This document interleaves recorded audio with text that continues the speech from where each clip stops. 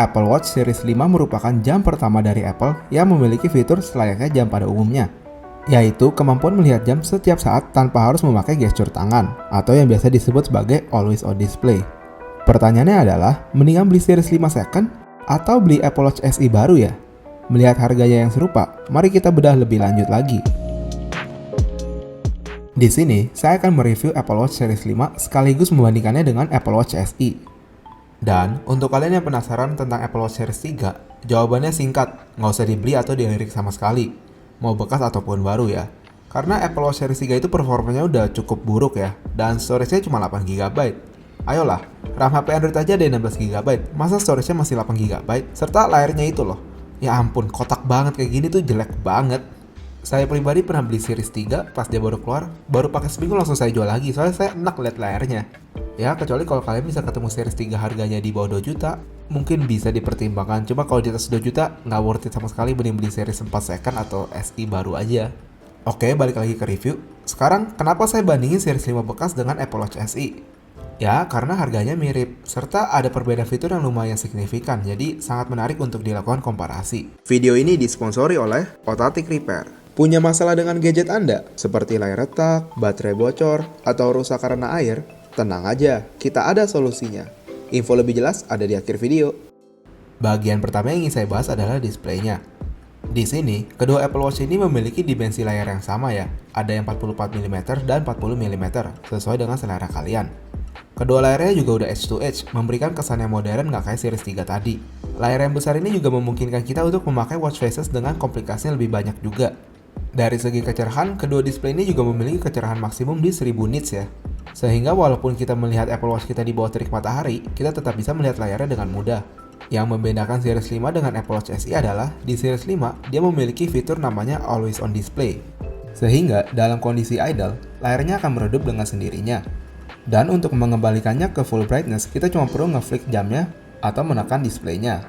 Untuk melakukan ini, Apple memakai berbagai teknologi, seperti layar berjenis LTPO, serta beberapa custom controller lainnya yang memungkinkan layarnya untuk menurunkan refresh rate-nya ke 1Hz aja dari yang biasanya 60Hz. Sehingga menurut Apple, dengan teknologi ini, performa baterainya akan setara dengan Apple Watch Series 4 dan Apple Watch SE. Untuk itu nanti akan saya bahas lebih lanjut ya tentang baterai. Nah, karena di Apple Watch SE nggak ada fitur Always On Display, untuk melihat jam, kita harus ngeflick tangan kita, barulah layarnya bisa nyala. Dan selama pakai gesture ngeflick ini sih akurat ya, nggak pernah ngemis sama sekali. Walau tetap ada delay sepersekian detik dari kita ngeflick sampai layarnya itu nyala. Jadinya, kita harus nunggu dulu buat tahu sekarang jam berapa. Dan percaya deh, sepersekian detik ini bakal kerasa. Berbeda dengan Series 5 yang layarnya udah siap untuk dilihat setiap saat. Kedengarannya sih minor ya.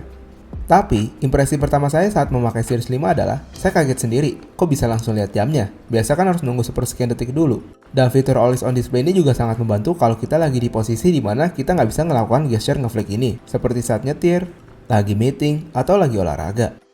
Oh iya, selain menurunkan refresh rate, setiap kali Always On Display ini nyala, layarnya akan otomatis lebih meredup daripada biasanya. Dan efek redup ini juga berbeda-beda tergantung watch face-nya. Ada yang makin redup, ada yang makin kecil, ada yang desainnya sedikit berubah. Buat kalian yang penasaran, Always On Display ini kalau lagi di bawah terik matahari gimana? Ya redup sih, tapi masih kelihatan kok. Dan kalau kalian ngeflick, jadi makin terang seperti biasa. Jadi nggak ada masalah. Yang disayangkan dari fitur Always On Display ini menurut saya adalah utilisasinya masih belum maksimal ya. Iya, layarnya selalu nyala untuk memberikan informasi waktu. Cuman ya, terkadang cuman waktu itu aja.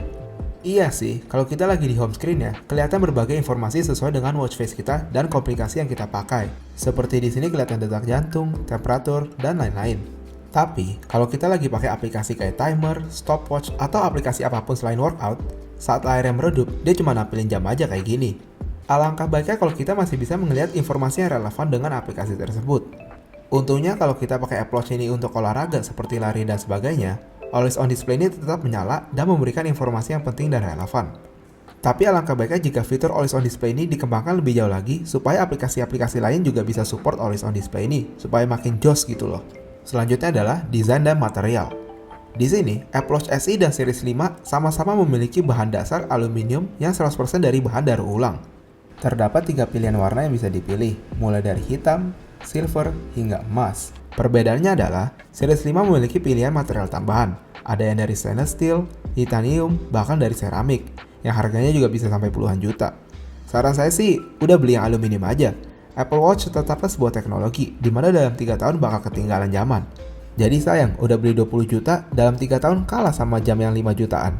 Lagian kalau mau pamer, dari jauh juga nggak kelihatan. Orang perhatiin dari jauh cuma tahu itu Apple Watch. Dia nggak tahu itu yang 4 juta atau yang 20 juta. Jadi kalau tujuannya emang mau pamer mah, mending beli jam mahal aja sekalian. Nah, jadi di sini saya akan bahas build quality untuk seri aluminium aja ya, biar simple. Untuk bentuknya sendiri, kedua jam ini hampir identik ya, di mana series 5 lebih tebal 0,04 mm aja, sisanya sih sama persis. Kedua jam ini juga udah memiliki layar edge-to-edge, kacanya yang memakai kaca bertipe Ion X, sama-sama memiliki dua lubang speaker di sisi kiri, serta di sisi kanan memiliki crown, microphone, dan power button. Oh iya, kedua jam ini juga memiliki digital crown dengan haptic feedback. Sehingga kalau kita scrolling dengan crownnya, Apple Watch akan getar-getar, jadi kita kerasa kayak muter tuas beneran, nggak kayak series 3 ke bawah yang nggak ada fitur ini. Nah, di bagian belakang ini, keduanya memakai bahan seramik ya, sehingga bagian belakang ini akan lebih tahan baret, serta ada kesan premium gitu. Nggak kayak series 3 yang memakai kaca biasa serta aluminium. Dan kalau kita banding sama series 3, jadi kelihatan nggak premium banget tuh series 3-nya. Oh iya, kedua Apple Watch ini memakai mekanisme strap yang sama persis dari Apple Watch pertama. Dan ini bukanlah sesuatu yang buruk ya, justru sangat bagus. Kenapa? Karena mekanisme pemasangan strap ini sangat simpel ya. Kalau kita mau gonta-ganti strap tuh mudah banget. Nggak sampai 10 detik udah keganti. Nggak kayak jam tradisional dimana setiap kali kita mau ganti strap, kita harus pakai alat khusus dan proses gantinya juga ribet. Dan harus hati-hati kalau nggak bisa baret jamnya. Nah, karena proses penggantian strap ini sangat mudah, jadi ya Apple Watch kita itu bisa beradaptasi dengan event yang mau kita ikutin atau baju kita. Jadi kalau kita mau olahraga, kita bisa pakai yang silikon. Atau kalau kita mau ke kondangan, kita bisa pakai yang dari Milanese Loop ini. Atau kalau kita mau pakai buat tidur, bisa pakai yang dari bahan kain. Ya pokoknya kalian bisa mix and match lah dengan mudah. Serta karena mekanisme yang nggak pernah berubah, strap-strap aftermarket tuh udah banyak banget. Dan harganya juga banyak yang terjangkau. Sehingga kalau kita mau model apapun, pasti ada versi aftermarketnya. Ya secara desain sih kedua jam ini udah cukup keren dan ikonik ya. Dan kalau kalian mau pamer, semua orang juga tahu kok kalau kalian pakai Apple Watch. Lanjut ke performa. Bagian ini sih singkat aja ya. Kedua Apple Watch ini memakai prosesor yang sama persis. Bahkan CPU-nya sendiri masih sama kayak series 4. Jadi, masalah performa ketiga jam ini sama persis ya. Dan performanya sendiri juga nggak buruk-buruk amat. Buka aplikasi masih cepat. Gonta-ganti aplikasi masih instan. Ya pokoknya nggak kerasa lembot deh. Yang saya suka dari kedua jam ini adalah storage-nya udah 32 GB. Sehingga kalian bisa simpan lebih banyak aplikasi, lagu, atau podcast. Jadinya, kalau kalian mau pergi lari, kalian cukup membawa Apple Watch kalian serta wireless earphone pilihan kalian. Nggak usah ribet-ribet bawa HP lagi. Karena cukup dengan Apple Watch, kalian sudah bisa mendetek detak jantung kalian, elevasi, jarak, waktu tempuh, speed, serta memutar lagu kesayangan kalian. Sayangnya entah kenapa, Apple memutuskan untuk membatasi jumlah musik yang bisa di-sync ke Apple Watch kalian di sekitar 8 GB. Lebih dari itu, Apple Watch-nya nggak akan nge-sync lagi, walaupun sisa storage-nya masih banyak. Dan kalau mau nge-sync lagu, kalian cuma bisa pakai Apple Music, nggak bisa pakai Spotify. Ya, intinya performa Apple Watch Series 5 dengan SE sih sama persis ya. Nah, kalau performanya sama, fiturnya gimana? Untuk fitur, kedua jam ini sih hampir sama ya. Yang membedakan dari kedua jam ini adalah Apple Watch SE memiliki sensor Always On Altimeter, yang mana dia bisa mengukur elevasi kalian selama 24 jam non-stop. Sedangkan di Apple Watch Series 5, sensor altimeter ini cuma jalan kalau kalian lagi workout aja. Jujur, saya udah cari fitur Always On Altimeter ini dampaknya buat apa. Apple sih bilangnya kalau kalian doyan hiking, fitur Always On Altimeter ini akan nge-track elevasi kalian selama 24 jam. Cuman kan kalau kalian lagi hiking, kalian pasti nyalain workout. Dan kalau lagi mode workout, Apple Watch Series 5 kalian juga akan nge-track elevasi kalian. Jadi menurut saya Always On Altimeter ini nggak berfaedah ya. Ya kalau kalian punya opini lain bisa komen-komen di bawah. Perbedaan selanjutnya juga nggak kalah nggak penting ya. Jadi Apple Watch Series 5 memiliki sensor ECG, di mana dia bisa mendetek kalau irama jantung kita lagi nggak normal. Kedengarannya lumayan penting kan. Masalahnya adalah fitur ini nggak tersedia di Indonesia. Jadi kalau kalian ke bagian health di iPhone kalian dan mau coba aktifin fitur ECG ini, bakal muncul error yang mengatakan bahwa negara kita nggak support fitur tersebut. Dan satu-satunya cara untuk mengaktifkan fitur ini adalah kita harus datang ke negara yang support fitur ini, dan paling dekat adalah Singapura. Cuma kan repot ya, masa mau aktifin fitur aja harus ke Singapura. Dan kalaupun kalian bisa aktifin fitur ini tuh hampir nggak kepake ya. Soalnya kalau kalian masih umurnya di bawah 40 tahun, memiliki badan yang fit, nggak ada riwayat kolesterol, stroke, dan sebagainya, ya kemungkinan jantung kalian juga akan normal. Bahkan, dokter di Amerika Serikat nggak gitu suka sama fungsi ini. Kalian bisa nonton video dari The Verge yang membahas lebih detail tentang fitur ini dan masalah yang ditimbulkannya. Dan perbedaan terakhir adalah di Always On Display yang sudah saya bahas sebelumnya. Sisanya sih kedua jam ini memiliki fitur fundamental yang sama ya. Keduanya sama-sama memiliki ketahanan air di 50 meter, sama-sama memiliki sensor kompas yang dapat memudahkan kita kalau mau navigasi pakai Apple Watch. Entah siapa sih yang ngelakuin ini. Sama kedua jam ini bisa nge-track workout kita mulai dari kecepatan, jarak, bahkan kalau kita berenang, dia bisa tahu kita berenang pakai gaya apa dan udah berapa lap. Kedua jam ini juga memiliki sensor detak jantung yang menurut saya sangat akurat ya. Saya nggak pernah ngalamin di mana dia nge-miss dalam mengukur detak jantung saya walau lagi lari atau beraktivitas berat, kecuali pas berenang ya. Kalau lagi berenang sensornya agak rancu gitu. Jadi secara fitur menurut saya kalian nggak akan ketinggalan banyak kalau kalian beli SI atau Series 5 selain layarnya itu tadi. Oh, serta di watchOS 7.4 dan iOS 14.5, sekarang kalian udah bisa nge-unlock iPhone kalian menggunakan Apple Watch tanpa harus membuka masker kalian. Terakhir yang ingin saya bahas adalah baterai. Untuk Series 5, Apple sih ngeklaim bahwa walau fitur Always On Display-nya nyala, Apple Watch Series 5 memiliki ketahanan baterai yang sama persis dengan SI di 18 jam. Sepengalaman saya sih hampir benar ya, jadi kalau misalnya saya cabut jam 8 pagi, di jam 10 malam biasanya sisa 20%-an. Ya, performa baterai ini sih bisa dikategorikan sebagai all day battery ya. Cuman, di Apple Watch SI, baterainya tuh bisa tahan sampai 36 jam. Dimana, dengan rutinitas yang sama ya, pada jam 10 malam, si Apple Watch SI bisa memiliki sisa baterai di 50%-an. Sehingga, kalau kalian mau memakai Apple Watch untuk nge-track tidur kalian, di Apple Watch Series 5, kalian harus nge-charge dulu. Tapi di SI bisa langsung tancap gas. Oh iya, perlu diingat juga ya, kalau kalian beli Series 5 bekas, pasti performa baterainya udah nggak kayak baru lagi. Ini Apple Watch Series 5 saya udah pakai setahun, battery health-nya udah 97%. Jadi, kalau kalian butuh daya tahan baterai yang maksimal, kalian mending beli SI aja. Nah, buat kalian yang mungkin bertanya, kalau fitur Always On Display-nya dimatiin gimana? Jawabannya simple. Ngapain beli Series 5 kalau gitu? Beli SI aja langsung. Dan iya, performa baterainya langsung sama kayak SI kalau Always On Display-nya dimatiin. Cuman ya buat apa beli Series 5 kalau dimatiin? Oh iya, ngomong-ngomong baterai, untuk nge-charge Apple Watch kalian, dia memakai charger khusus ya. Yang mana menurut saya pas kita pasang tuh satisfying banget. Tapi yang disayangkan adalah si Apple Watch ini nggak mendukung Qi wireless charging. Jadi kalau kalian udah punya wireless charger, kalian nggak bisa pakai charger yang sama ke Apple Watch kalian. Oh, sama SI nggak dapat charger juga ya, cuma dapat kabelnya aja. Jadi konklusinya gimana nih? Secara garis besar, Apple Watch sendiri awalnya itu merupakan sebuah aksesoris untuk iPhone kalian. Namun, seiring berjalannya waktu, dia semakin lama itu semakin mandiri.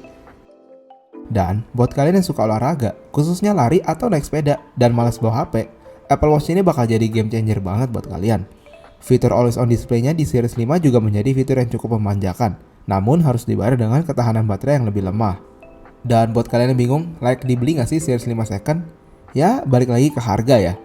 Kalau kalian bisa ketemu Series 5 second yang kondisinya masih bagus di bawah 4,5 juta, saran saya sih beli Series 5 aja ya. Lebih dari itu, saran saya mending beli SI aja. Dan kalau kalian masih galau, mending beli Series 5 atau Apple Watch SI, jawabannya simple.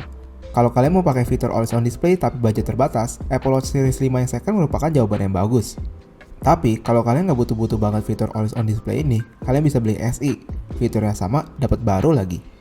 Dan, kembali lagi, kalau barang second, kalian harus pintar-pintar cari barangnya.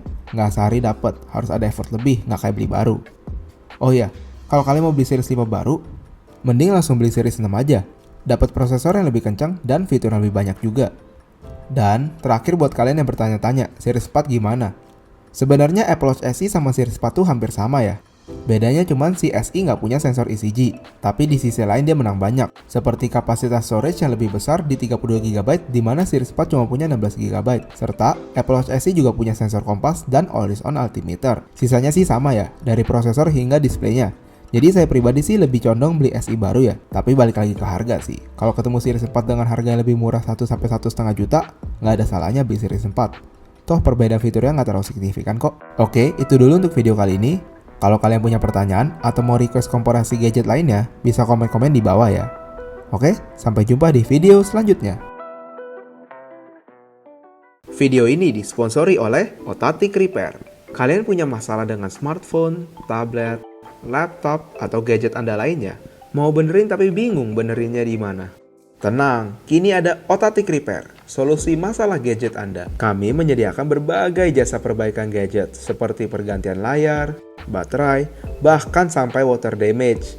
Pokoknya, apapun masalahnya, kita akan carikan solusinya. Kami menawarkan berbagai kelebihan, seperti reparasi ringan seperti ganti baterai bisa selesai dalam waktu 30 menit saja. Kalian juga bisa melihat proses perbaikan gadget Anda, garansi perbaikan sampai 6 bulan, gratis biaya diagnosa kerusakan, harga yang kompetitif, dan juga kalian bisa membawa spare part kalian sendiri, tinggal bayar jasa aja.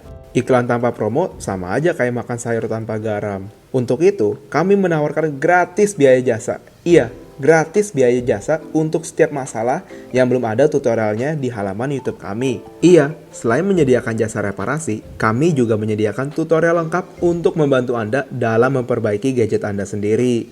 Kami percaya bahwa semakin banyak orang yang bisa memperbaiki barangnya sendiri, maka semakin banyak gadget yang bisa dipakai kembali. Sehingga semakin sedikit limbah elektronik yang ada. Jadi, tunggu apa lagi? Langsung subscribe ke channel Otatik Repair, solusi masalah gadget Anda.